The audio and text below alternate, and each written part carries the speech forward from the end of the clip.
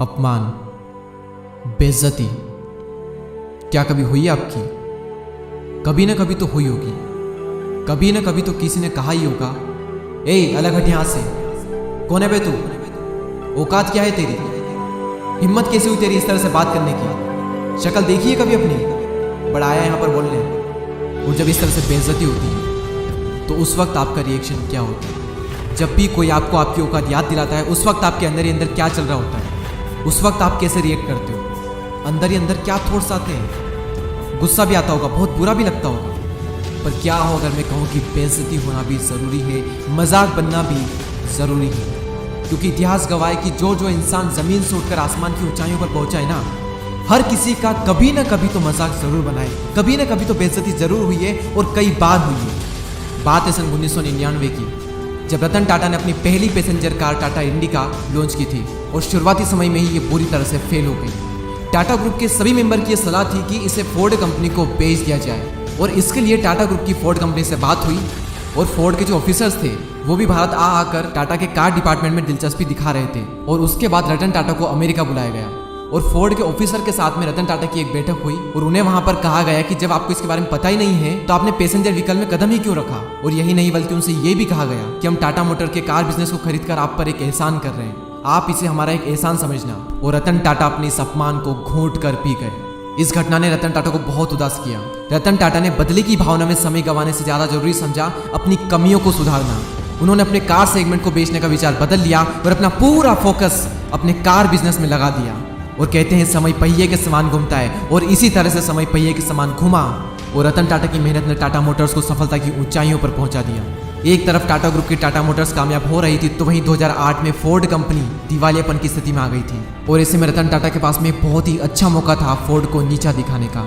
लेकिन उन्होंने ऐसा कुछ भी नहीं किया, बल्कि इसके विपरीत उन्होंने फोर्ड की ही मदद की। और साल 2008 में ही टाटा मोटर्स ने फोर्ड से जैगवार और लैंड रोवर ब्रांड को $2.3 बिलियन में खरीद लिया। टाटा मोटर्स की फोर्ड के साथ ये डील उनके लिए जीवनदायिनी साबित हुई। और उस वक्त फोर्ड के जो करंट चेयरमैन थे उन्होंने रतन टाटा को धन्यवाद देते हुए कहा कि आप JLR को खरीद कर हम पर एक बहुत बड़ा एहसान कर रहे हैं। और यही होती है एक महान इंसान की पहचान। अच्छा तो हर कोई बन सकता है, महान बहुत कम बन पाते हैं। और ये तो कुछ भी नहीं, इससे भी बुरा अपमान हुआ था डॉक्टर भीमराव अंबेडकर का। नीची जात के थे तो लोग इनकी परछाई भी अपने ऊपर नहीं पड़ने देते थे। एक बार कुएं का पानी पी लिया, कुएं को टच कर दिया तो एक छोटे से बच्चे को बहुत मार पड़ी, सिर्फ इसलिए क्योंकि उसने कुएं को छू लिया, उसका पानी पी लिया। स्कूल में उन्हें क्लासरूम के अंदर नहीं जाने दिया, कहा बाहर बैठकर पढ़ाई करो। कहा गया कि संस्कृत ब्राह्मणों के लिए होती है, तुम्हारे लिए नहीं। इतना अपमान हुआ, बहुत दर्द होता है अंदर से। उन्होंने ठान लिया कि तुमने मुझे अपने गांव के स्कूल में नहीं पढ़ने दिया, मैं दुनिया की सबसे बेस्ट यूनिवर्सिटी में पढ़ कर आऊंगा। और कोलंबिया यूनिवर्सिटी से उन्होंने MA किया और उसके बाद लंदन स्कूल ऑफ इकोनॉमिक्स से MSc की और उसके बाद में लॉ की पढ़ाई की और फिर PhD की।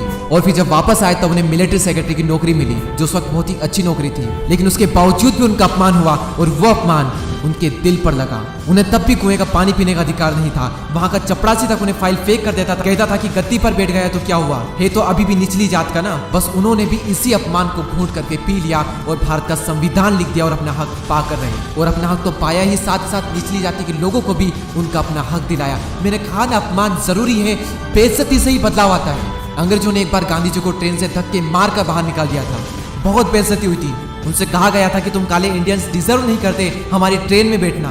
और उन्होंने भी ठान लिया कि तुमने मुझे ट्रेन से बाहर निकाला है, मैं तुम्हें अपने देश से बाहर निकाल दूंगा। वो एक चिंगारी इतनी बड़ी क्रांति में बदल जाएगी, किसी ने सपने में भी नहीं सोचा होगा। अमिताभ बच्चन को भी रेडियो जॉब से उनकी भारी आवाज और उनकी लंबी हाइट की वजह से निकाल दिया गया था।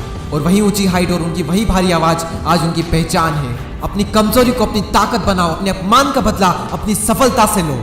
जब कोई अपमान करता है ना तो अंदर ही अंदर आग लगती है, गुस्सा आता है बहुत। लोग गलती ये करते हैं कि उस गुस्से को वहीं पर निकाल देते हैं, लड़ाई झगड़े करते हैं, कंप्लेंट करते हैं। उस गुस्से का यूज करना सीखो, अंदर दबाए रखो उसको और अपने अंदर की आग को बढ़ाते रहो, तभी बदलाव आएगा। क्योंकि कोई भी इंसान अपना सम्मान भूल सकता है लेकिन अपमान नहीं भूल सकता।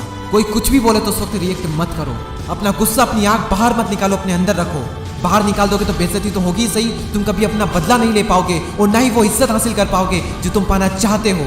अपने अंदर बार बार ये बात बोलते रहो कि कहा था ना तुमने कि शक्ल देखी है अपनी, एक दिन ऐसा लाऊंगा कि तुम शक्ल देखने को तरसोगे। कहा था ना तुमने कि चल हट यहाँ से, कोने पे तू, एक दिन ऐसा भी लाऊंगा कि कोई बैठा नहीं रहेगा जब मैं खड़ा रहूंगा। कहा था ना तुमने कि औकात क्या है तेरी, मेरी औकात में नहीं, मेरा वक्त बताएगा। क्योंकि जब समय का पहिया घूमता है ना तो उसमें अच्छे अच्छे घूम जाते हैं। और बार बार अपने अंदर ये बात दोहराते रहें कि ठुकराया है जिन्होंने मुझे मेरा समय देखकर, वादा है मेरा एक दिन ऐसा भी समय लाऊंगा कि मिलना पड़ेगा उन लोगों को मुझसे, मेरा समय लेकर। और मैंने इस वीडियो में जो आपको एग्जाम्पल बताए हैं, रतन टाटा, डॉक्टर भीमराव अंबेडकर, महात्मा गांधी, अमिताभ बच्चन और ना जाने से कितने लोग हैं जो हमें बताते हैं कि जिंदगी वो नहीं है जो हमें मिलती है, बल्कि जिंदगी तो वो है जो हम बनाते हैं। और किस तरह बेइज्जती का जवाब दिया जाता है बिना कुछ बोले। दीपक दैया चैनल पर हम ऐसे ही पावरफुल मोटिवेशनल वीडियोस लाते रहेंगे। आप लाइक और शेयर करके हमारा हौसला बढ़ाएं और नए वीडियोस को मिस ना करने के लिए सब्सक्राइब करके बेल आइकन को प्रेस करें। अगले वीडियो में फिर मुलाकात होगी, तब तक के लिए जय हिंद, जय भारत।